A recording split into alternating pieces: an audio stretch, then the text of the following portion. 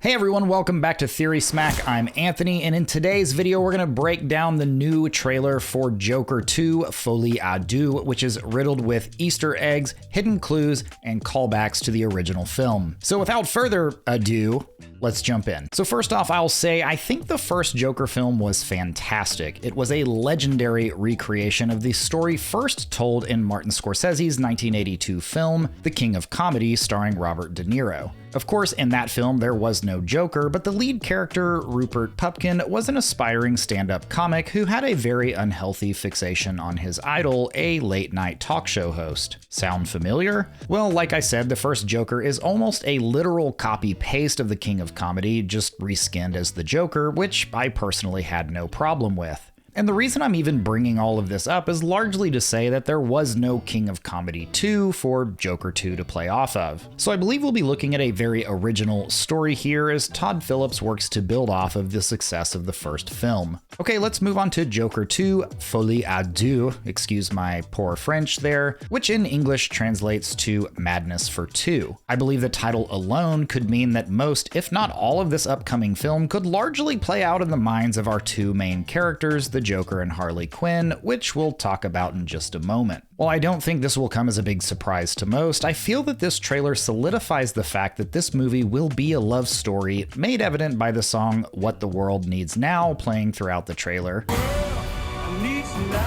and lines like this. I'm not alone anymore. That's what we should be talking about.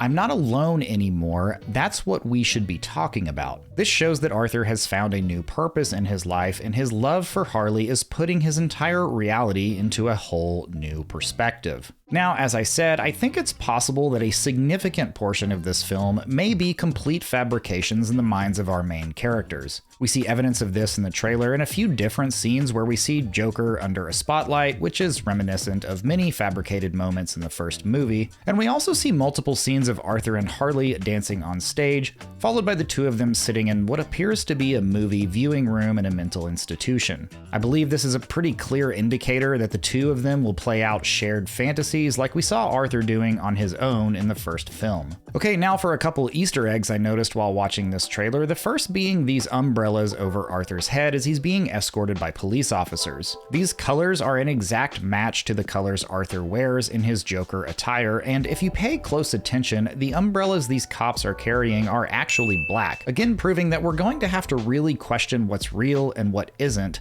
as we all watch this movie later in the year. Next, we've got Harley climbing the same iconic stairs Arthur climbed and danced on in the first film, followed immediately by Harley doing the same gun-to-head bit that we saw Arthur doing with Sophie in the elevator of their apartment building. Next, we've got this shot of what I believe will be a mentally fabricated show called Joker and Harley, and if you look closely, you'll see the same curtains used on the set of Live with Murray Franklin in the first movie. And finally, we have Harley applying makeup in the mirror in much the same way as Arthur did with his makeup in the opening moment of the first film. All right, let's move into my review and sort of my thoughts on this upcoming film. And if you're into theory videos like this, be sure to subscribe because we are all about theories here on this channel. Considering my adoration for the first film, it should come as no surprise that I'm beyond ecstatic after seeing this trailer. I think it's perfectly setting up the next film, and seeing Joaquin bring back the Joker laugh here honestly sent chills down my spine.